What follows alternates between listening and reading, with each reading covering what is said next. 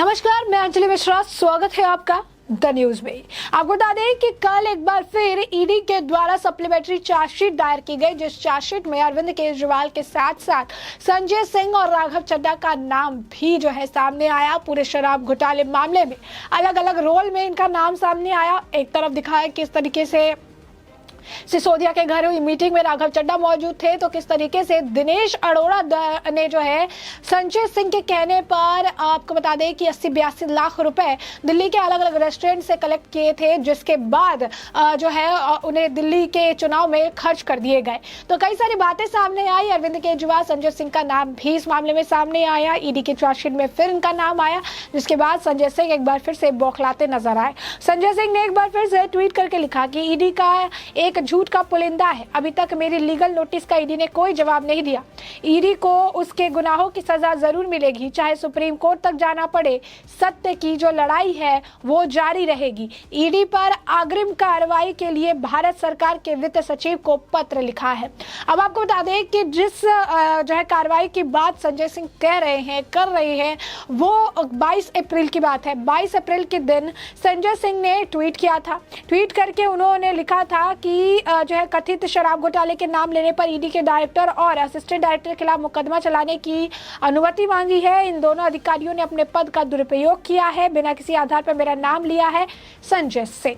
तो उन्होंने कहा था कि 48 घंटे का मैं समय दे रहा हूं, आपको 48 घंटे में जो है माफी मांगनी होगी इस पूरे मामले में। 48 घंटे का उन्होंने संजय सिंह ने लीगल नोटिस दिया था ईडी को 22 अप्रैल को। उसको हफ्ते भर का समय हो गया था। उन्होंने लिखा था कि आप सार्वजनिक तौर पर मेरा नाम लेने के लिए माफी मांगे 48 घंटे के अंदर, या फिर आप क्रिमिनल प्रोसीडिंग को फेस करने के लिए तैयार रहे।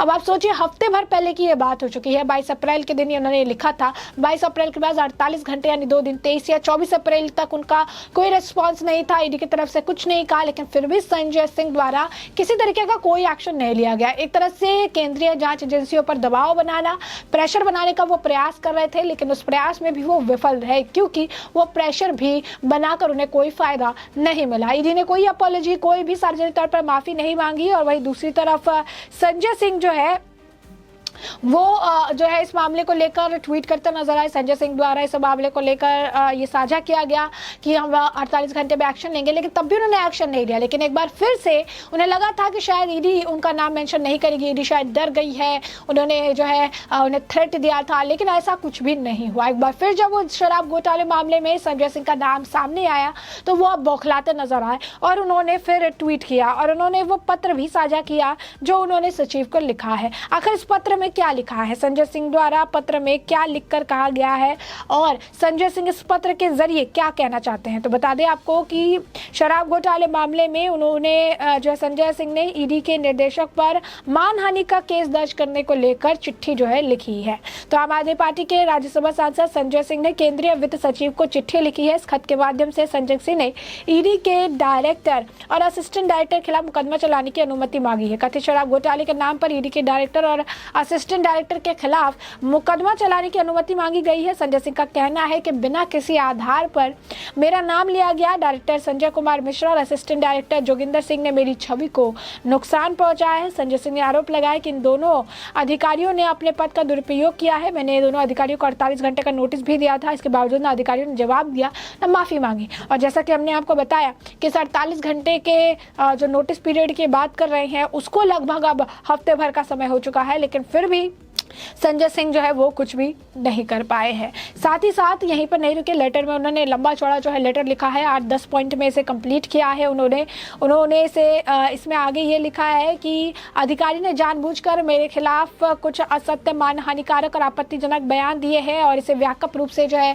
प्रसारित भी किया जा रहा है। मैं दिल्ली से राज्यसभा का सदस्य हूँ और आम आदमी पार्टी के सबसे महत्वपूर्ण निर्णय लेने वाला संस्था राजनीतिक मामलों की समिति PSC का सदस्य भी हूँ। मेरी प्रतिष्ठा को बदनाम करने और मेरी छवि को नकारात्मक दिखाने के लिए इसे किया जा रहा है। उन्होंने कहा कि संजय कुमार मिश्रा जोगिंदर ने एक दिनेश अरोड़ा के धन संशोधन निवारण अधिनियम 2002 की धारा 50 के तहत दर्ज कथित बयान जो 1 तारीख को लिया गया था 10वें महीने के उसके आधार पर जानबूझकर मेरे खिलाफ दुर्भावनापूर्ण किसी शराब नीति में मेरी संलिप्तता का जो है आरोप मुझ पर लगाया है। अमित ने उनसे पीतामपुरा में उखला के दुकान शिफ्ट करने की मदद मांगी क्योंकि मामला शराब से जुड़ा हुआ था तथा अनुसार संजय सिंह के निर्देश पर जो है आबकारी विभाग द्वारा मामला सुलझा लिया गया। यानी वहाँ पर ये एक कॉन्टेस्ट की बात कर रही है, जिस कॉन्टेस्ट के जरिए ईडी द्वारा इनका नाम लिया गया था। उन्होंने लिखा कि शिकायत में दिए गए दावे की जो है पूरी जो दृष्टता है वो असत्यता है और तथ्य स्पष्ट नहीं है। दिनेश अरोड़ा के कथित बयान में मेरे लिए किसी भी तरह का गलत काम नहीं किया गया। दिनेश अरोड़ा के PMLA की धारा 50 के तहत रिकॉर्ड किए गए कथित बयान 1 तारीख का संबंधित भाग जैसा कि ईडी द्वारा अभियोजक पक्ष की शिकायत के साथ आपूर्ति की गई है उसमें किया गया है वो गलत है। उन्होंने ये भी कहा कि हम जो भी भागीदारी के रूप में शामिल हुए हैं और जो ये पूरा नाम शराब घोटाले में मेरा आ रहा है, मनीष सिसोदिया को जो नाम दिया है, ये सब गलत है। उन्होंने ये भी कहा कि ईडी के उपरोक्त अधिकारियों द्वारा की गई शिकायत में लगाए गए उपरोक्त आरोप निराधार है, द्वेषपूर्ण है और सरासर झूठ है। यह स्पष्ट है कि संजय कुमार और जोगिंदर ये दर्शाना चाहते हैं कि मैं शराब घोटाले मामले में शामिल हूं, जो उनकी जानकारी के लिए गलत और अपमानजनक है। उन्होंने आगे ये भी लिखा कि ईडी के अधिकारी के रूप में मामले की जांच कर रहे संजय कुमार और जोगिंदर को न्यायिक कार्रवाई में केवल सत्य कथन के लिए बाध्य किया जाना चाहिए था। हालांकि वो अपने दायित्व के विपरीत जो है झूठे आरोप लगा रहे हैं, मेरे ऊपर शिकायत दर्ज कर रहे हैं। एलडी के समक्ष जो है शिकायत दर्ज की है और एलडी के समक्ष दायर शिकायत में जानबूझकर गलत बयान जो है दिया गया है। मुझे फंसाया जा रहा है। इस तथ्य के बावजूद मेरे खिलाफ कोई विशेष आरोप नहीं लगाया गया है। संजय सिंह के द्वारा यह भी कहा गया कि मैं बातों के साथ साथ जो है आपराधिक कार्रवाई शुरू कर दे कि आपके कानूनी उपायों का सहारा लेना चाहता हूं। जोगेंद्र और संजय कुमार को भारतीय दंड संहिता के तहत विभिन्न अपराधों में कमीशन के लिए जो है दंडात्मक कार्रवाई उन पर होनी चाहिए, क्योंकि वो झूठ का सहारा लेकर मेरे इमेज को खराब करने का प्रयास कर रहे हैं। उन्होंने कहा कि ये नोट करना और भी प्रासंगिक है कि कानूनी नोटिस प्राप्त होने के 48 घंटे के भीतर मेरे द्वारा सामान की गई मानसिक पीड़ा और उत्पीड़न के लिए तुरंत एक खुली और सार्वजनिक माफी जारी करने के लिए उपरोक्त नामित अधिकारियों के कानूनी नोटिस भेजा गया था, लेकिन आज तक इन व्यक्तियों द्वारा किसी भी रूप से कोई माफी या स्पष्टीकरण नहीं जो है दिया गया है। कानूनी नोटिस की सत्य प्रति जो है पत्र के साथ अनुबंधन C के रूप में संलग्न है। उपरोक्त के आलोक ये सम्मानपूर्ण अनुरोध किया जाता है कि इनके खिलाफ मुकदमा चलाने की मंजूरी जो है दी जाए। तो आप देखिए किस तरीके से मुकदमा चलाने की मंजूरी जो है ये मांग रही है। स्पष्ट तौर पर इनका नाम फिर से शराब घोटाले मामले में शामिल हुआ, एक बार फिर से इनका नाम सामने आया है, जिसके वजह से संजय सिंह बौखला गए। और सिर्फ संजय सिंह ने, राघव चड्ढा भी ईडी और सीबीआई पर बढ़ चढ़ कर बोल रहे थे, प्रेस कॉन्फ्रेंस कर रहे थे, ट्वीट कर रहे थे, मीडिया को चैलेंज कर रहे थे, धमका रहे थे। उनका नाम भी अब इस पूरे मामले में निकलकर सामने आया है। तो कल ईडी द्वारा एक सप्लीमेंट्री चार्जशीट दायर की गई थी और चार्जशीट में संजय सिंह, अरविंद केजरीवाल और राघव चड्ढा का नाम सामने आया। और जिस 48 घंटे की संजय सिंह बात कर रहे हैं वो 22 अप्रैल की नोटिस उन्होंने सर्व किया था। उन्होंने कहा था कि 48 घंटे में सार्वजनिक माफी मांगे और उसको गए हफ्ते भर हो चुके हैं, लेकिन हफ्ते भर से उन्हें याद नहीं आया। लेकिन कल जब एक बार फिर से ईडी की सप्लीमेंट्री चार्जशीट में संजय सिंह का नाम आया के बाद वो बैक टू बैक ट्वीट कर रही हैं, बैक टू बैक फिर से जो है केंद्रीय जांच एजेंसियों पर प्रेशर जो है बनाने का प्रयास कर रहे हैं, दबाव बनाने का प्रयास कर रहे हैं, लेकिन इससे उनके कुछ हाथ नहीं लगेगा, इससे उन्हें कुछ भी मिलने वाला नहीं है। तो स्पष्ट तौर पर अगर आप देखेंगे तो संजय सिंह जो है वो इस तरीके से बयानबाजी कर रही है इन सब चीज़ों में। अगर आप देखेंगे तो संजय सिंह द्वारा ट्वीट किया जा रहा है, बातें कही जा रही है, सब कुछ जो है इनके द्वारा लिखा जा रहा है, व्यक्त किया जा रहा है। तो स्पष्ट तौर पर अगर आप देखेंगे तो संजय सिंह इस वक्त बौखलाए हुए हैं, डरे हुए हैं। वो